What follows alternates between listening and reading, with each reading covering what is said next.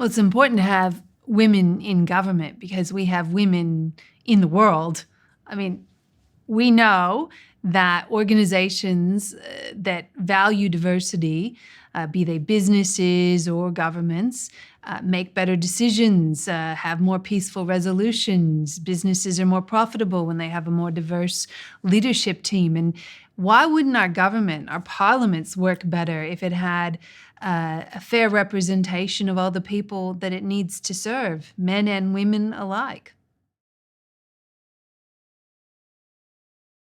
Some of the barriers that women face when they're seeking to gain political power are coming up against the informal power structures that operate in all political parties. And these are often historical, they're often based on a time when we had a much stronger patriarchal way we organized ourselves in our society. When I first started in politics, my children were little, and one of my challenges was to be able to get to branch meetings to meet rank and file members because they were often held at night at about 7 p.m. And if you've got toddlers, you know that about 7 p.m. Is bath, dinner, and bedtime. And so just small things like that add up across a range of areas to make it difficult for women to participate, to get involved. And so, I think political parties need to think about how do they change those structures? How do they have meetings at family-friendly times or in family-friendly ways? How do they put in place mentoring programs? When I first started in politics, there were very few women who'd gone before me in the New South Wales Parliament. Now that there are more, I think it's incumbent upon us who have done it once to turn around and help the next generation. Well, so much has changed in the last 20 years, yet there are still challenges. And, the parties that are doing this best, the political parties, are the ones that have decided that they value diversity, that they want equal representation of men and women, and then they put changes in place to help support that. But for women who do want to get involved in politics, my biggest piece of advice is decide what it is you want to change. Why are you doing this? What are the values? What is the change you want to see in society, and what do you want to advocate for? I think a lot of people get involved in politics because they enjoy politics. I think the first question people need to ask themselves is, what is the change they want to see in the world, and is politics the best way for them to make that happen? When I first started in politics, to be honest, it was often quite lonely. There weren't a lot of women. We were still a bit of a novelty in politics, and attention on things that shouldn't really matter, like hair and clothes and shoes, and romantic relationships, all got a lot more attention on female politicians than on men. And I say it was lonely because at times the political structure seemed to be set up to pit women against women. There was only going to be one woman's spot in cabinet, so you had to fight it out amongst yourselves. So much has changed, and that's quite positive. One, we've seen a woman be prime minister. We've seen women be premiers of all the major states. We have, seen women become 50% of cabinet or of the parliaments in state level, and increasingly at a federal level, we're approaching that. And so it's that kind of change that is really making it a far more supportive environment, and also just takes away that sense that somehow this is a novelty, women in politics. It's a natural thing. To me, one of the best examples of this is that when the night Julia Gillard became Prime Minister, I was Premier. I went to a school in my state seat, and these young year 4 and 5 girls came running out to meet me, and they said, Miss, girls are in charge everywhere. And I thought, what a powerful thing to be 10 or 11 and to look up and see your country and your state headed up by women. And just to think that that was a natural way of things.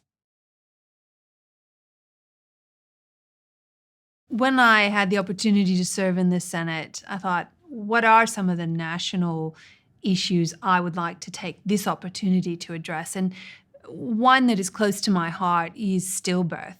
There are 6 stillborn babies a day in Australia, and that is a figure that hasn't changed in 20 years. Despite all the advances in maternal health and in fetal health, we haven't managed to change that at all. And stillbirth was seen not as a public health problem, but as a private tragedy. And when we have 6 babies a day dying, I think we do have a public health problem. And so I went to the Senate and I sought their support for an inquiry into stillbirth. And the Senate was fantastic. It unanimously supported that. What was quite powerful with that inquiry, there was one point when we were doing the hearings and all the senators at the table were women.